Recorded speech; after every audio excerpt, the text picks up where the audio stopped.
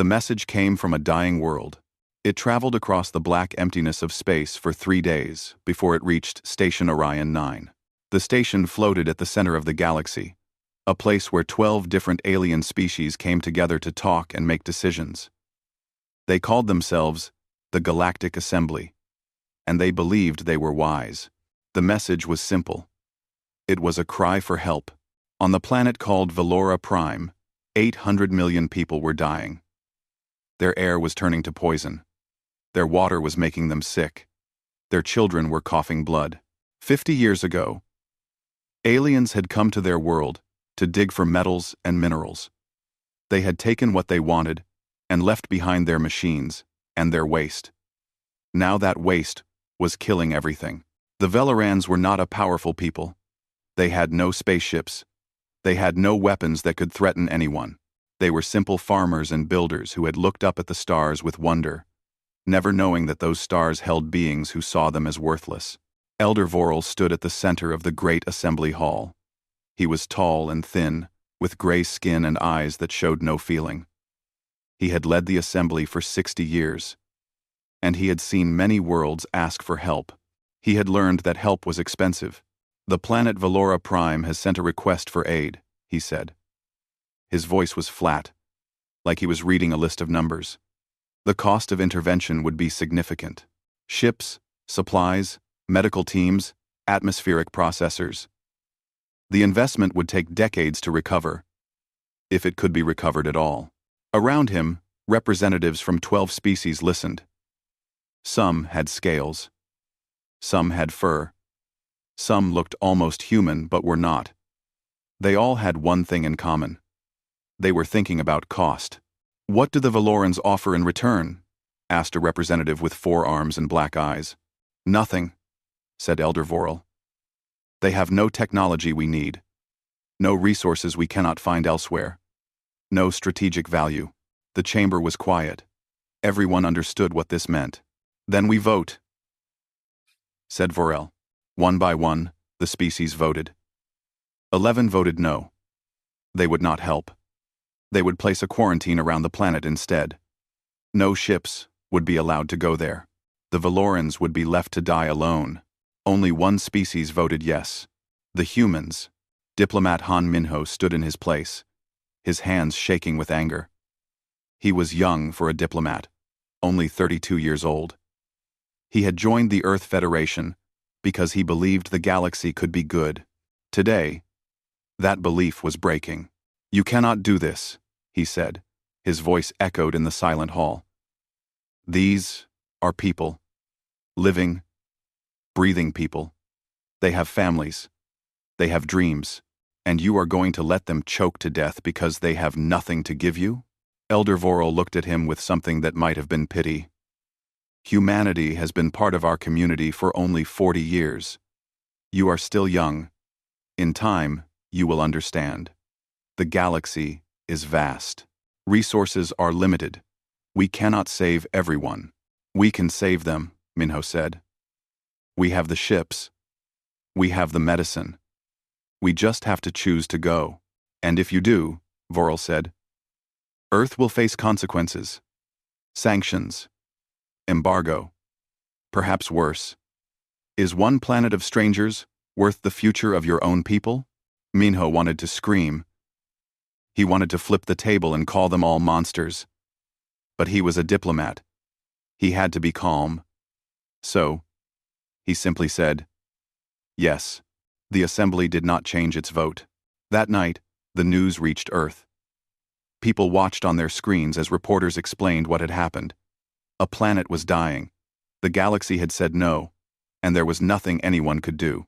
In a small bar in the city of Busan, a group of old friends sat together and watched the news in silence. They had served together once, on ships that flew between stars. They had saved lives and lost friends. Now they were retired, trying to live quiet lives. Captain Park Tae-ho was their leader.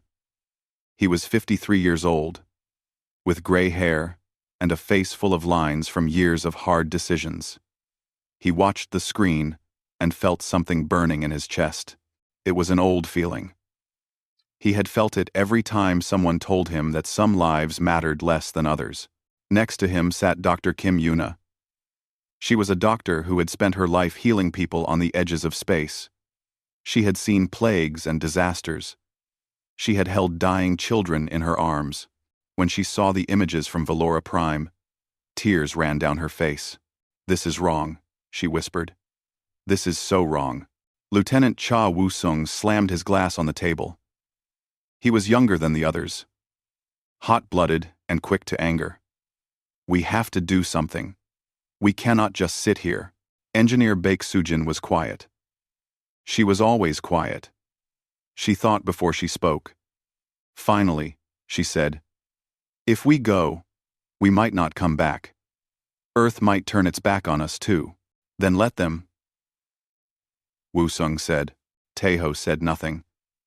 He just stared at the screen, at the images of blue-skinned people looking up at a poisoned sky, waiting for help that would never come.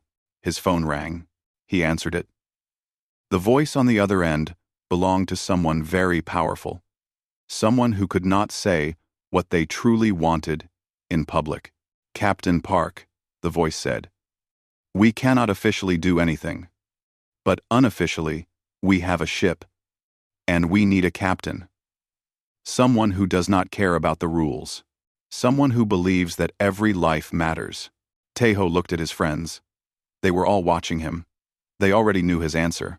"Tell me where the ship is," he said. And so it began. The ship was called the Bright Dawn. She was not a warship. She was not fast or powerful or beautiful. She was a rescue vessel, built to carry supplies and medicine to places that needed help. Her hull was scratched and dented from years of hard work, but her engines were strong, and her heart was good. Captain Park Taeho walked through her corridors and felt like he was meeting an old friend. He had commanded ships like this before. Ships that did not carry weapons, but carried hope instead. His crew arrived one by one. Dr. Kim Yuna came first. She carried 2 bags full of medical equipment she had bought with her own money. When Taeho asked if she was sure about this, she just smiled sadly and said, "I became a doctor to save lives. If I do not go, what was the point of any of it?"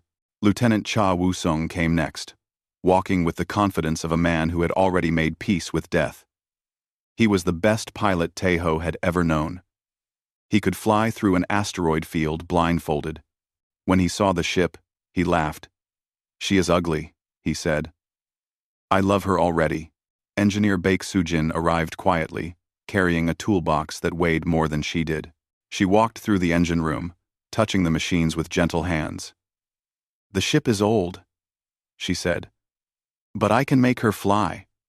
I can make her do things she was never built to do." The last to arrive was Han Minho. Taeho was surprised to see him. Minho was a diplomat, not a soldier or a pilot. He belonged in meeting rooms, not on dangerous missions. "I burned my career today," Minho said simply. "I told them exactly what I thought of their vote. I called Elder Vorel a coward to his face." He smiled, but there was pain behind it. "I have nowhere else to go, so I am coming with you. Maybe I can talk our way out of trouble. Maybe I can make the galaxy." "Listen." Taeho shook his hand. "Welcome aboard." They loaded the ship with everything they could find. Medical supplies, water purifiers, atmospheric processors that could clean poison from the air, food that would last for months. It was not enough. It would never be enough. But it was something. The night before they left, Taeho gathered his crew in the small meeting room.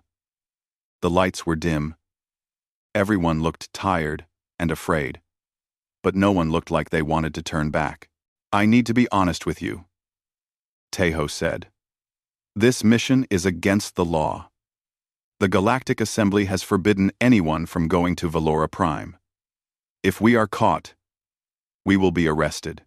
Our ship will be taken. Earth might face punishment because of what we do." He paused and looked at each of them. "There is a fleet waiting at the edge of the Valora system.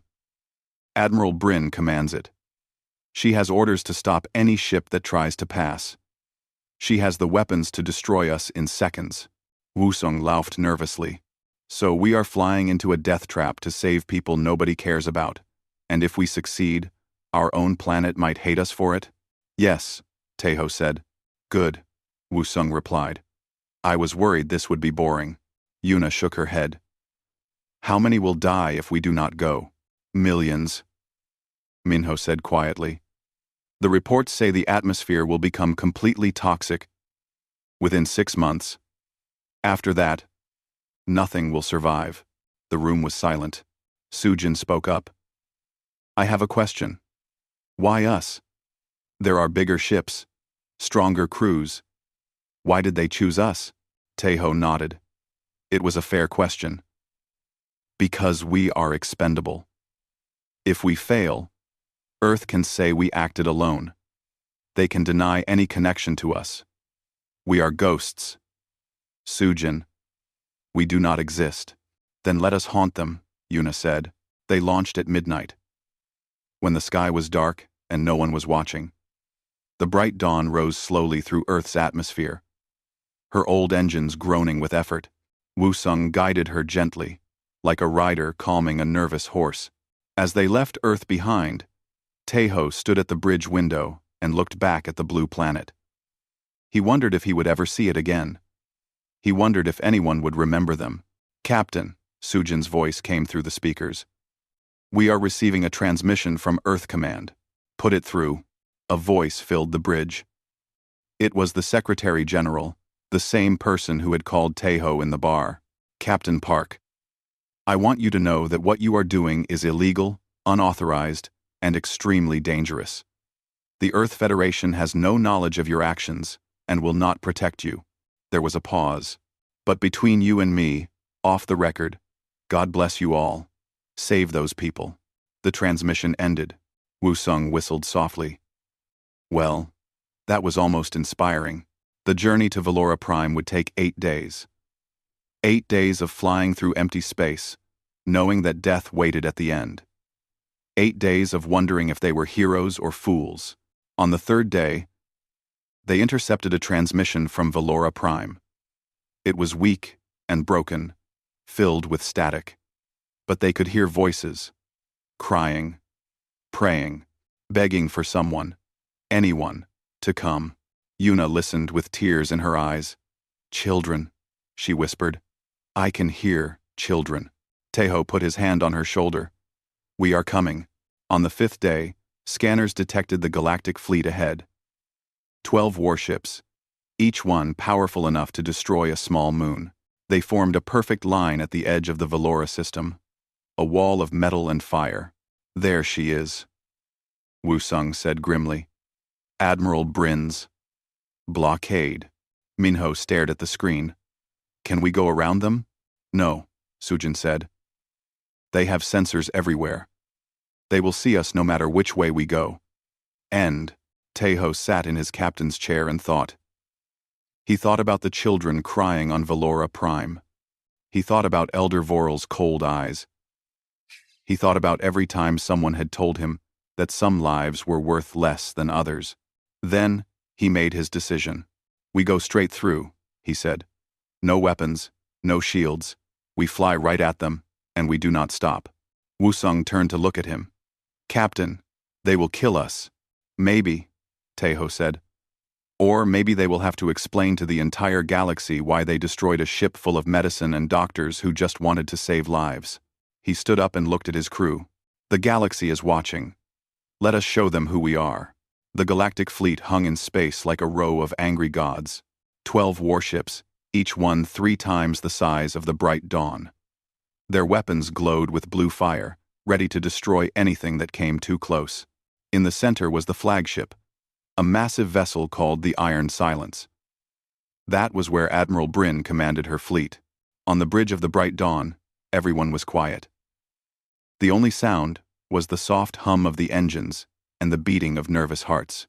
They have locked weapons on us, Sujin reported. Her voice was calm, but her hands were shaking. Taeho nodded slowly. Lower our shields. Woo-sung spun around in his pilot's chair. Captain, are you insane? Lower the shields, Taeho repeated. And turn off our weapon systems completely. I want them to see that we are not a threat. We are not a threat, Wusong muttered. We are a target. But he did as he was ordered. The shields went down. The weapon systems went dark. The bright dawn flew forward, naked and defenseless. Open a channel, Taeho said. Broadcast on all frequencies. I want everyone to hear this. The fleet. Velora Prime.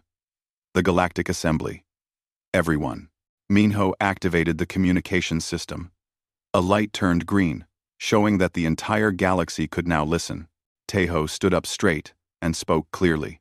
This is Captain Park Taeho of the Earth vessel Bright Dawn. We are carrying medical supplies and humanitarian aid for the people of Velora Prime. We have no weapons. We have no hostile intentions. We are here to save lives. We ask for permission to pass.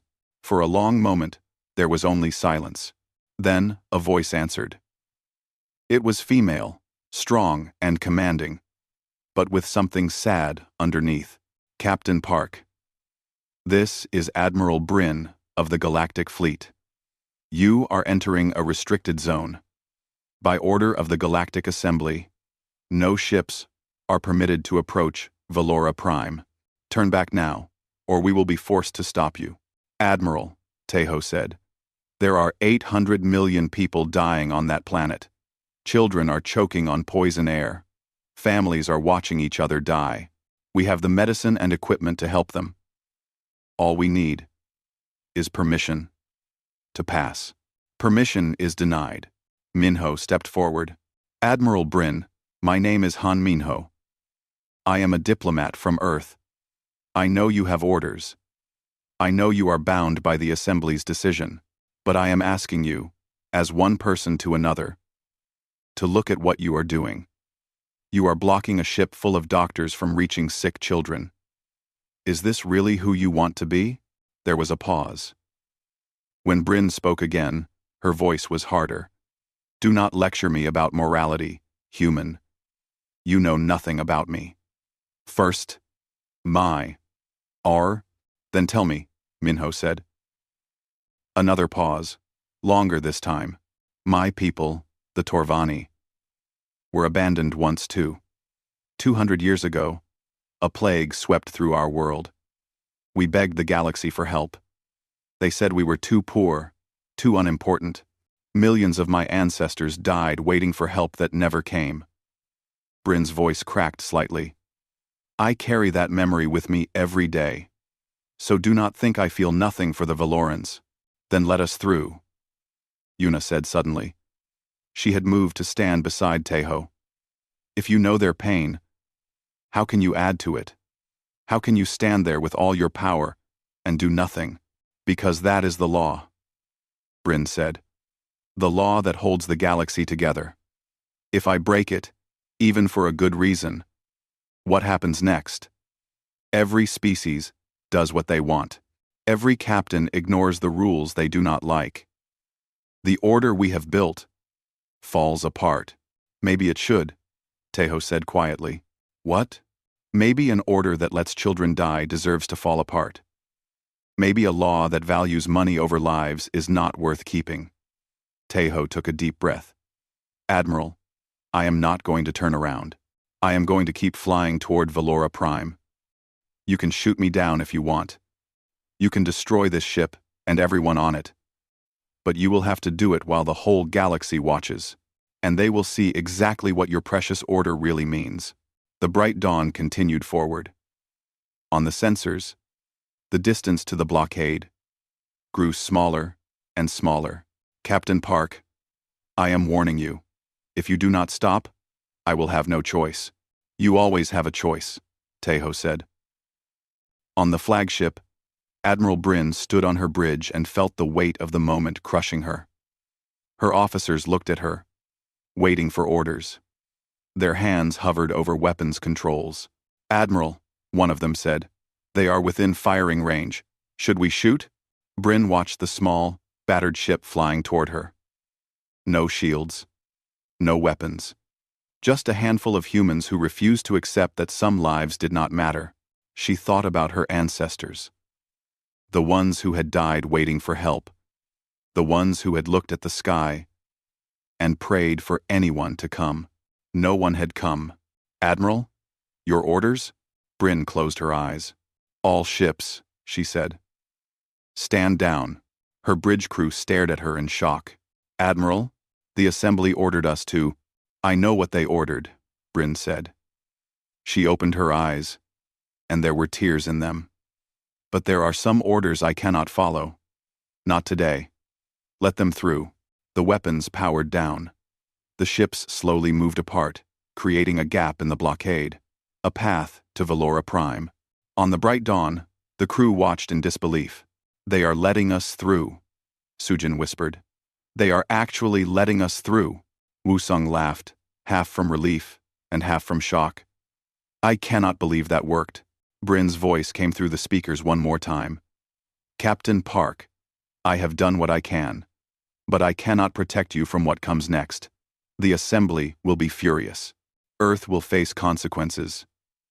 And I may face punishment for what I have done today. Thank you, Admiral, Tejo said.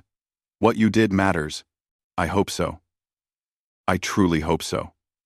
Now go. Save those people. Make this mean something. The bright dawn flew through the gap in the blockade, leaving the great warships behind. Ahead of them, a planet hung in space. It was gray and sick, covered in clouds of poison, but there were lights on its surface. Cities, villages, people who were still fighting to survive. We made it, Yuna said softly. We actually made it. Tejo shook his head. We made it past the blockade. The hard part is just beginning. He looked at the dying world below them. Take us down, Wusong. We have work to do. The first thing Tejo noticed was the smell. Even through the filters of his breathing mask, he could smell death. It hung in the air like a fog, mixing with the chemical stench of the poison that was killing this world. The bright dawn had landed near a city called Telenvas. Once, it had been beautiful. Tejo could see the remains of tall towers and wide gardens. The Valorans had built with care and love. Now the towers were crumbling. The gardens were brown and dead, and the streets were filled with the sick and the dying. The Valorans themselves were unlike any species Tejo had seen before. They were humanoid, with 2 arms and 2 legs, but their skin was a soft blue color, like the sky on a clear Earth morning. Their eyes were large and dark, filled with stars that seemed to reflect their emotions. And right now, those eyes were full of fear. They have never seen aliens before, Minho said quietly. The mining company came and went 50 years ago, before most of them were born. To them, we are creatures from their worst nightmares. Tejo removed his helmet. The air was bad, but not immediately deadly. He wanted the Velorans to see his face, to see that he was a person, not a monster. A crowd had gathered around the ship. Hundreds of blue faces stared at him with a mixture of terror and hope. Children hid behind their parents. Old ones leaned on sticks and watched with tired eyes. We are here to help, Tejo said, knowing they could not understand his words. He held up his hands, showing he had no weapons. We are here to help. Slowly, a figure pushed through the crowd. It was a young Veloran, maybe 15 or 16 years old by human standards. Unlike the others, this one did not look afraid. There was anger in those starry eyes. And grief. Help, the young one said in broken, accented words. You come now? You come after we beg for years? After my family is dead? Tejo felt the words like a punch to his chest. I am sorry. I am so sorry we did not come sooner. The young one stared at him for a long moment. Then, unexpectedly, the anger faded. It was replaced by something worse. Exhaustion. Complete and total exhaustion. My name is Keth, the young one said. I learned your words from the old machines the miners left behind. I thought maybe someday someone would come. I wanted to be ready. We are here now, Keth, Taeho said. Behind him, the crew was already unloading supplies. Yuna had set up a medical station and was waving people forward. At first, no one moved. Then a mother carrying a sick child stepped out of the crowd. The child was barely breathing. Its blue skin turned gray from illness. Yuna took the child gently and began to work. Her hands moved with the skill of decades. She gave medicine. She cleaned the airways. She whispered soft words that the child could not understand but somehow found comfort in anyway. An hour later, the child was breathing normally. Color was returning to its skin. The mother fell to her knees and wept. After that, the fear broke. Valorans came forward in waves, bringing their sick and wounded. Yuna worked until she could barely stand, then worked some more. Other crew members with basic medical training joined her. Meanwhile, Sujin led a team to repair the atmospheric processors that the mining company had abandoned. They were old and broken, but Valoran engineers were eager to learn. Sujin showed them how the machines worked, and they picked up the knowledge with amazing speed. "Your people are clever," Sujin told one of the engineers through Keth's translation. "We have to be," the engineer replied. "Clever is all we have left." Wusung organized the distribution of supplies: food, water purifiers, breathing masks. There was not enough for everyone, so he worked with local leaders to make sure the most vulnerable got help first. Children, the elderly, the sick. Minho documented everything. He recorded videos and sent them out on every channel he could reach. He wanted the galaxy to see what was happening here. The suffering, the hope, the humans who had come when no one else would. Days passed.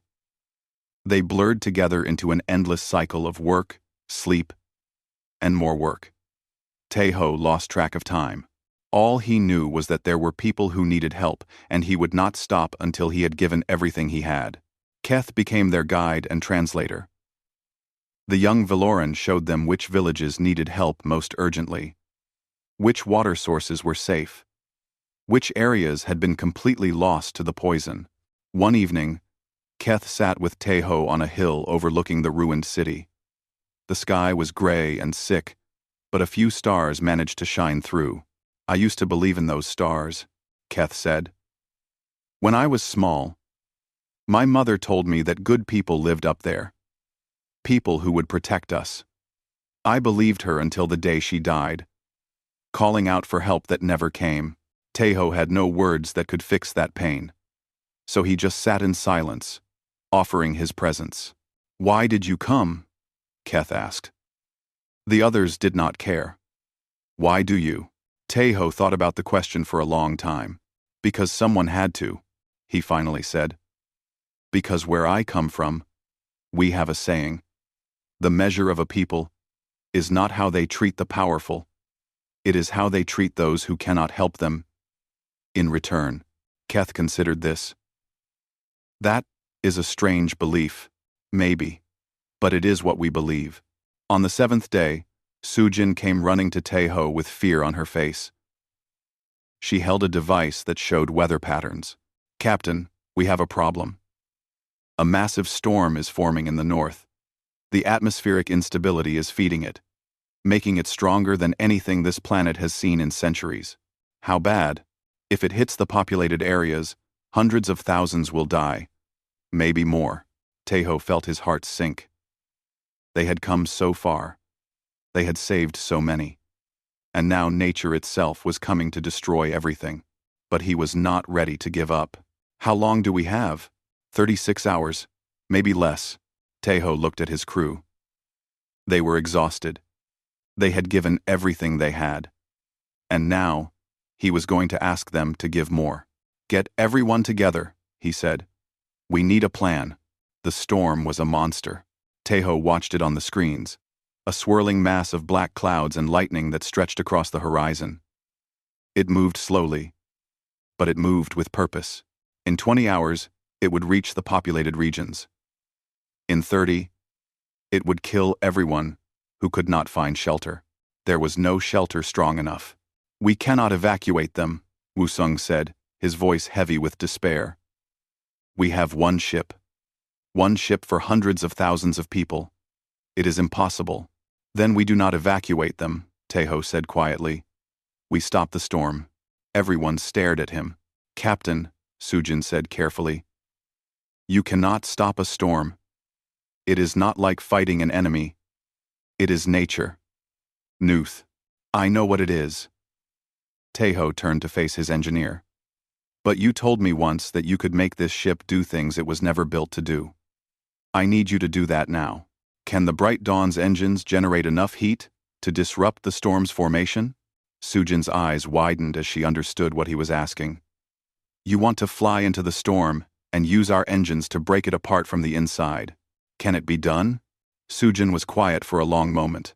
Her mind was working, calculating, measuring possibilities. "Theoretically, yes. If we fly into the storm's core and push our engines to maximum output, we could create a thermal disruption. The heat would destabilize the storm's structure. It might break apart." She paused. "But the stress on the ship would be extreme. The engines might burn out. The hull might crack. We might not survive." "What are the odds?" Minho asked. "I do not know. Maybe 50%. Maybe less." Wusung laughed bitterly.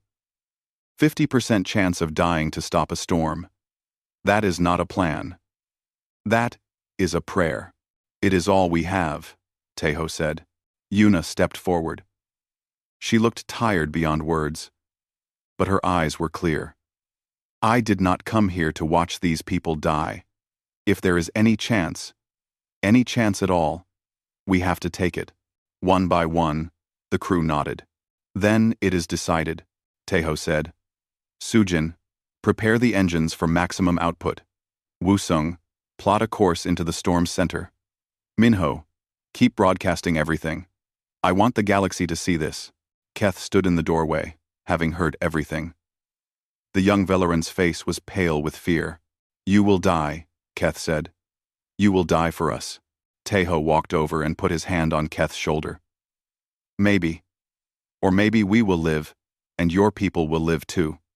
Either way, I want you to remember something. We came because your lives matter. Never let anyone tell you otherwise." Keth's eyes filled with tears. "I will remember. I promise. I will remember forever." The bright dawn lifted off for the last time. Below, thousands of Velorans watched the small ship rise into the gray sky. They did not fully understand what was happening, but they felt it. They felt that something important was about to occur. The storm loomed ahead, filling the entire horizon. Lightning flashed inside its clouds, like the anger of a god. "Entering the outer bands now," Wusung reported. The ship shook violently. "This is going to be rough." "Over one." "Hold her steady," Tejo said. They pushed deeper into the storm. The wind screamed around them. The hull groaned and cracked. Alarms blared from every system. Sujin worked frantically, keeping the engines running through pure force of will. "We are at the core," Wusung shouted over the noise. "Now or never, Captain. Do it." Sujin pushed the engines to maximum. The ship shuddered as power beyond its design flooded through every system. Heat poured from the engines, a wave of energy that slammed into the heart of the storm. For a terrible moment, nothing happened. Then, slowly, the clouds began to break. The storm fought back.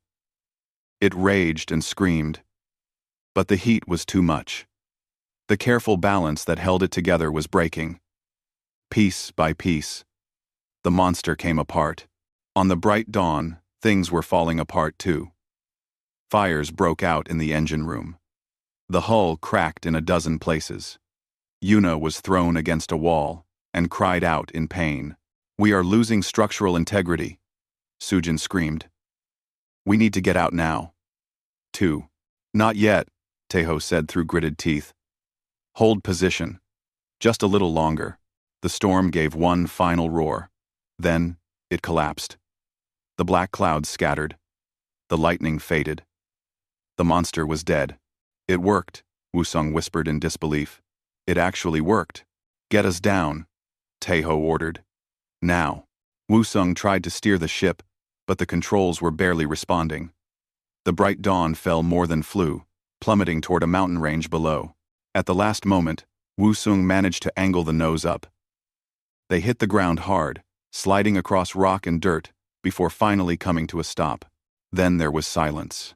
Taeho opened his eyes. He was alive. Somehow, impossibly, he was alive. Everyone okay? He called out. One by one, voices answered. Bruised, hurt, but alive. They climbed out of the wreckage of their ship. The bright dawn was destroyed, her hull torn open, her engines dead. She would never fly again. But she had done her job. In the distance, the sky was clearing. For the first time in years, sunlight broke through the clouds and touched the surface of Valora Prime. Then, the Valorans came. Thousands of them. Climbing up the mountain to where the ship had crashed. They had watched everything. They had seen the small vessel fly into the heart of the storm. They had seen it die to save them. Keth reached them first, throwing arms around Taeho and weeping openly. Behind Keth came the others, hundreds and then thousands, falling to their knees before the broken ship and the exhausted humans who stood beside it. An old Valoran, ancient and bent, approached Taeho. The elder's eyes were filled with tears. We sent our prayers to the stars, the elder said through Keth's translation. We begged for salvation, and you came. We are just people, Taeho said. Just ordinary people. No, the elder replied. You are proof that the universe is not as cruel as we feared. Across the galaxy, beings of every species watched the broadcasts from Valora Prime. They saw the storm. They saw the sacrifice. They saw the Valorans kneeling before a group of humans who had given everything for strangers. At the Galactic Assembly, Elder Vorel watched in silence. He had no words. Admiral Bryn watched on her flagship, tears streaming down her face. She had made the right choice. She knew that now. And, on 100 different worlds, young beings looked at the images and asked their parents a question that would change everything. Why did the humans help when we did not? The sanctions against Earth were announced, but quietly forgotten.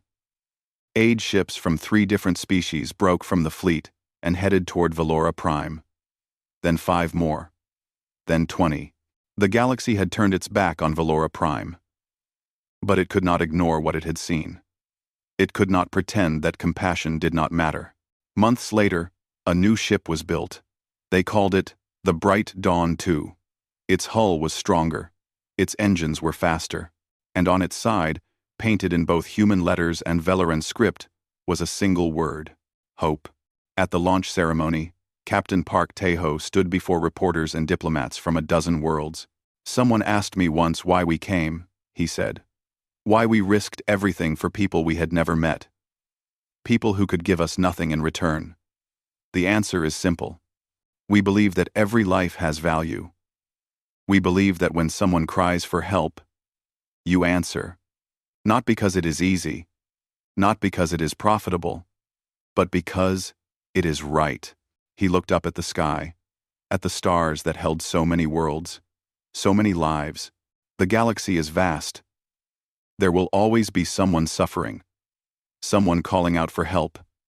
And as long as we have ships to fly and hands to work, we will answer. The Bright Dawn II rose into the sky, carrying its crew toward the stars once more. And somewhere in the galaxy, someone who had lost all hope looked up and saw them coming.